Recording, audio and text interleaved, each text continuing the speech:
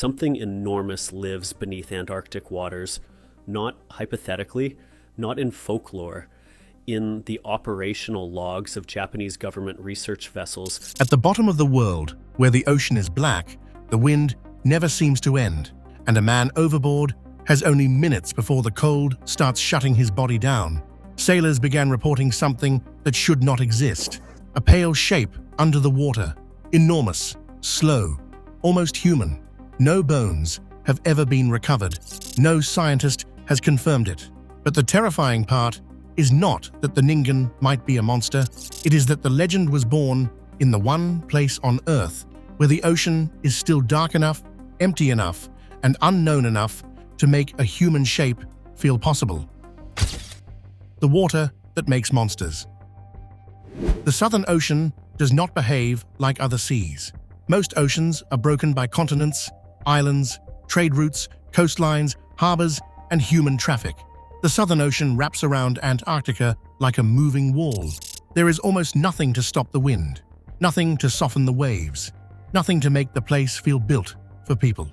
That matters because the Ningen story is not really possible anywhere else. Put the same sighting in a busy harbor and it falls apart immediately.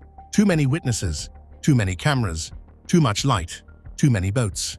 If something pale and gigantic moved near the surface in a normal shipping lane, there would be footage from 5 angles before breakfast. But the waters around Antarctica are different.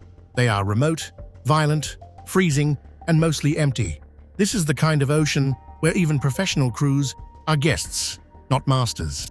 Research ships and fishing vessels pass through, but they do not own the place. They survive it. They work in shifts, sleep badly, move through storms, and stare into water that rarely gives back a clean answer. At night, that emptiness becomes psychological. There is no city glow on the horizon, no comforting background noise, no casual traffic, just the engines, the wind, the swell, and the knowledge that below the hull is a world almost nobody has seen. Even now, huge sections of the seafloor remain poorly mapped. We know more about some distant landscapes in space than we know about parts of our own ocean floor. That is not a conspiracy. It is distance, depth, cost, danger, and scale. And that is exactly where legends grow best. Not in places where everything is hidden by powerful people, but in places where almost nobody is there to look carefully. The ocean does not need to cover anything up. It only has to remain huge. So when a pale shape appears in that water, the witness is already standing inside the perfect nightmare. The cold makes the body tense. The darkness steals detail. The waves distort distance. The isolation removes the normal world. And the brain, desperate to identify what it is seeing, reaches for the oldest and most familiar shape it knows. A body, a head, a hand, a face. That is where the Ningen begins. The shape below the ship. Most Ningen accounts follow the same basic pattern. A crewman sees something pale near the surface. At first, he thinks it is ice. That is the logical answer. In Antarctic waters, ice is everywhere. Ice can be white, blue, gray, smooth, broken, long, round, half submerged, or shaped by wind and wave into something strangely organic. So the first glance does not scare him. Then it moves. That is the moment every version of the story turns. Not drifting with the swell, not bobbing helplessly like a loose piece of ice, moving with a kind of direction. A pale mass sliding through the water as if it has chosen a path. A man can dismiss a shape. It is much harder to dismiss intention. That is what frightens the witnesses most. Not just the size, not just the color. The feeling that whatever they are watching is not being carried by the sea. It is using the sea. Then the details begin to form. A rounded upper mass like a head. A broad area beneath it like shoulders. Long pale extensions that look like arms. Sometimes the lower body is described as 2 legs. Sometimes it becomes a single tapering tail. In the most disturbing versions, the hands are what people remember. Long, pale, open in the water, closing slowly as if the thing is testing the current. That image is almost impossible to shake. A white human shape beneath Antarctic water larger than a whale, turning beside a ship in the cold grey light. But here is the problem. The more human the creature becomes, the less biologically believable it gets. A whale makes sense in those waters. A squid makes sense in the deep. Seals, fish, krill, jelly-like creatures, strange invertebrates, all of these belong to the ocean's logic. But a giant humanoid body does not fit that logic easily. Human proportions are not built for efficient life in the sea. Arms, hands, shoulders, forward-facing eyes, and a vertical torso create a powerful image, but not a practical marine design. That does not mean every witness lied. It means the description is doing two things at once. It is reporting something seen, and it is translating that thing into the most frightening language the human brain possesses, the shape of ourselves. The word that changed the story. The name Ningen is the real trap. It does not mean sea beast. It does not mean demon. It does not mean whale, squid, serpent, or ghost. It means human. That one word changes everything. If the sightings had been named the pale Antarctic whale, people would imagine an animal. If they had been called white ice phantoms, people would imagine strange ice. But the moment the word Ningen enters the story, the image becomes personal. The creature is not simply large. It is not simply unknown. It is human-shaped. That is what makes it disturbing. A monster can be pushed away from the self. It belongs to another category. It is a beast, a predator, a thing with claws or teeth. But a human-shaped monster collapses the distance. It suggests recognition. It suggests kinship. It suggests that the deep has made a version of us that should never have existed. This is why the Ningen legend spreads so well online. It does not need a perfect photo. It has a perfect word. Once someone hears that crews saw a gigantic pale human under Antarctic water, the brain supplies the missing footage. You can already picture it. The smooth white body, the long arms, the blank face, turning upward through dark water, the hand opening below the rail. That picture forms before evidence can catch up. And once the image exists in the mind, debunking becomes harder. A skeptic can explain ice, whales, reflections, exhaustion, fog, darkness, and wave movement. Those explanations may be reasonable. Some may even be correct, but they arrive after the image has already done its work. That is the genius of the legend. It is not built on proof. It is built on recognition. Humans are trained to notice human shapes instantly. A face in a window, a figure in a doorway, a body at the edge of the road. Our brains are wired to find people quickly because missing a person-shaped threat was dangerous for most of human history. That same instinct can save us. It can also fool us. And in the Southern Ocean, where every shape is distorted by ice, darkness, and fear, that instinct has a perfect stage. Why the evidence falls apart. The Ningen has one serious weakness: evidence. There is no verified body, no confirmed tissue sample, no accepted scientific photograph, no museum specimen, no documented biological classification, no research paper establishing the existence of a giant humanoid marine animal beneath Antarctica. That matters. A creature this large would leave traces. It would need food. It would move through an ecosystem. It might beach somewhere. It might be caught by cameras, sonar, nets, tags, drones, submarines, or research vessels. It might leave remains. It might show up in stomach contents of predators, environmental DNA, or acoustic monitoring. The deep ocean can hide animals, yes, but the Ningen is usually described near the surface, beside ships, large enough to be seen by human eyes. That creates a contradiction. If it stays hidden in the abyss, why are people seeing it at the surface? If it comes to the surface often enough to build a legend, why is there no reliable record? That is where the case weakens. The giant squid is often used as the believer's strongest comparison. For centuries, giant squid were wrapped in sailor stories and sea monster imagery before science documented them properly. That is true, and it should make us humble. The ocean has surprised us before, and it will surprise us again. But giant squid did not remain completely imaginary. Bodies washed ashore. Parts were found. Sucker scars appeared on sperm whales. Eventually, photographs and video followed. The myth had biological footprints before the full animal was filmed alive. The Ningen does not have that. It has stories. Stories can matter. Stories can preserve experience, fear, and memory. But stories alone are not the same as evidence, especially when they spread through forums, anonymous posts, and retellings that grow sharper with every version. That does not kill the legend emotionally. It just changes what the legend is. The Ningen is not a confirmed species. It is a case study in how a hostile environment can turn uncertainty into a body. The real creatures hiding down there. The strange thing is that Antarctica does not need the Ningen to be terrifying. The real life beneath the ice is already alien enough. There are creatures in the Southern Ocean adapted to cold, pressure, darkness, and seasonal extremes in ways that would sound impossible if a person described them without proof. Antarctic fish can carry antifreeze proteins in their blood, surviving in water so cold it should turn an ordinary animal's body against itself. Deep-sea creatures live under crushing pressure that would destroy a human instantly.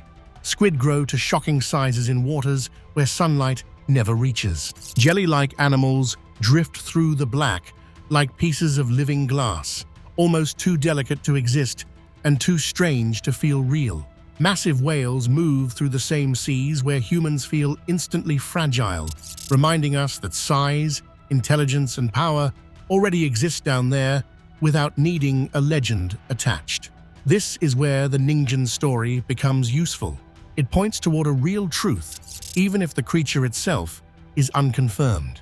The ocean is still not fully known. New marine species are still discovered.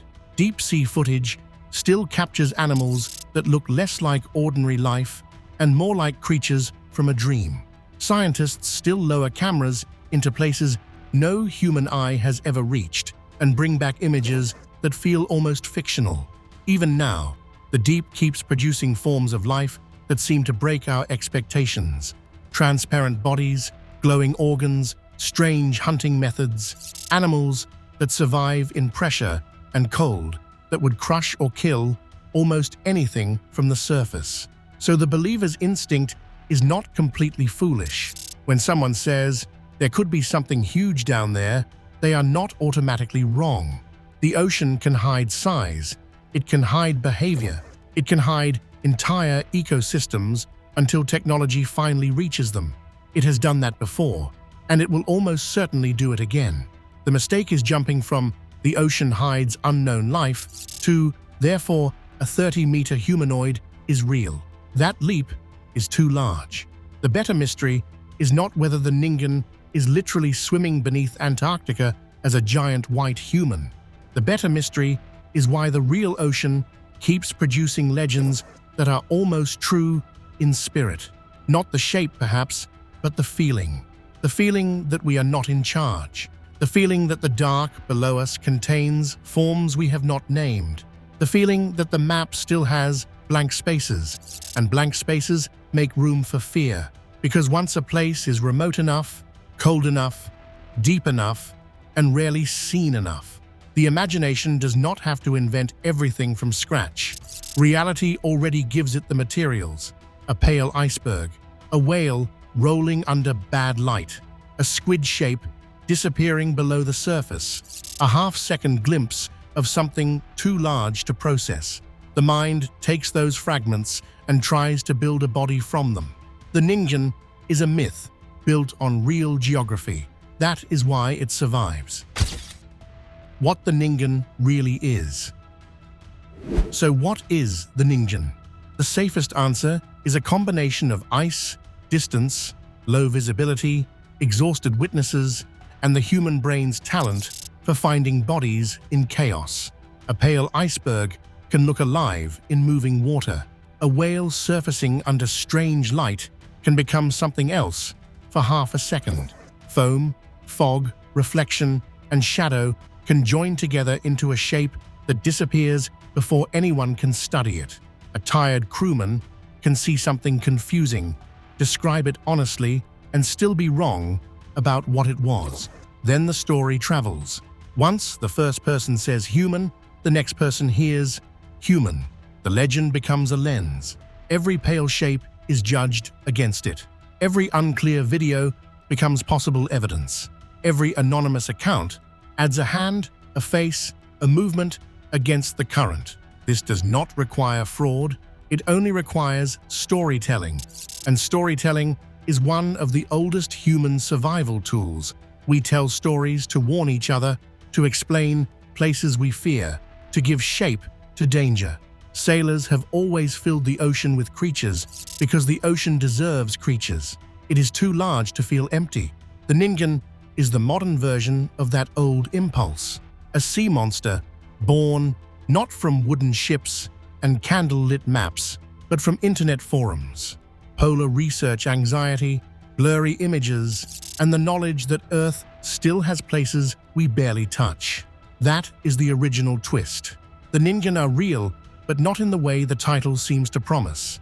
They are real as a pattern, real as a fear, real as a story that keeps returning because it attaches itself to something true. We are still strangers on most of our own planet. Every generation creates the monster that matches its map. Medieval sailors drew serpents where the ocean became unknown. Modern internet culture creates pale humanoids beneath Antarctica because our unknown is colder, darker, and more scientific looking. The monster changed. The fear did not. The last question. Still, there is one detail that keeps the legend alive. The witnesses keep saying it moved with purpose. That is the part no clean explanation fully erases emotionally. Ice can look like a body. A wave can make a shape seem to shift. A whale can become unfamiliar in bad light. But when a witness insists the shape moved against the current, held a line, turned like a swimmer, or looked back with forward-facing eyes, the story becomes harder to file away. Not because it proves the Ningen exists, but because it shows what the witness experienced. They did not feel confused. They felt observed. That may be the oldest fear in the human mind. Not fear of darkness alone, but fear that something inside the darkness knows we are there. The Ningen legend places that fear at the bottom of the world. In water almost no one visits, under skies that barely brighten, beside ships full of men who understand the sea well enough to know when something does not fit. Maybe they saw ice. Maybe they saw whales. Maybe they saw a rare combination of light, fatigue, and motion that made the ocean briefly assemble itself into a human shape. Or maybe, somewhere beneath the Antarctic swell, there is an animal science has not named yet. Not a giant person, not the clean, white humanoid of the legend, but something pale, large, rare, and strange enough to become monstrous when seen for only seconds in the worst possible light. That is the most honest place to leave the case. Not proven, not impossible, but transformed by fear. The Ningen does not need to be a literal giant human to matter. It matters because it reminds us how quickly certainty collapses at the edge of the map. The moment the lights vanish, the temperature drops, and the sea becomes larger than anything human. Even trained professionals become vulnerable to wonder, and wonder has teeth. Scientists have not confirmed giant humanoids beneath Antarctica. There is no verified specimen, no accepted photograph, no tissue sample, and no biological proof that the Ningen exists as a real species. But that does not make the legend meaningless. In some ways, it makes it more revealing, because the Ningen is not just a story about a pale shape in the water. It is a story about what happens when human beings reach the edge of the map and realize the world is still not fully explained. The Southern Ocean is cold enough, empty enough, violent enough, and unknown enough to make even experienced people question what they saw. Ice can become a body. A whale can become something unfamiliar. A shadow can become a face. And once the mind sees something human in the dark, it is almost impossible to unsee it. That is why the Ningen legend refuses to die. Maybe the witnesses saw ice. Maybe they saw whales. Maybe they saw their own fear reflected back at them in freezing water.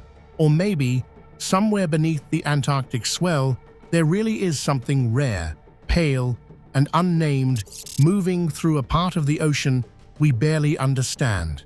For now, science has no confirmed monster, but the fear is real. The place is real. The mystery is real. And so is the oldest question humans carry into the dark. What if something down there is looking back? Like this video, subscribe to the channel, and comment what you think the witnesses really saw: ice, whales, imagination, or something still waiting beneath the Southern Ocean.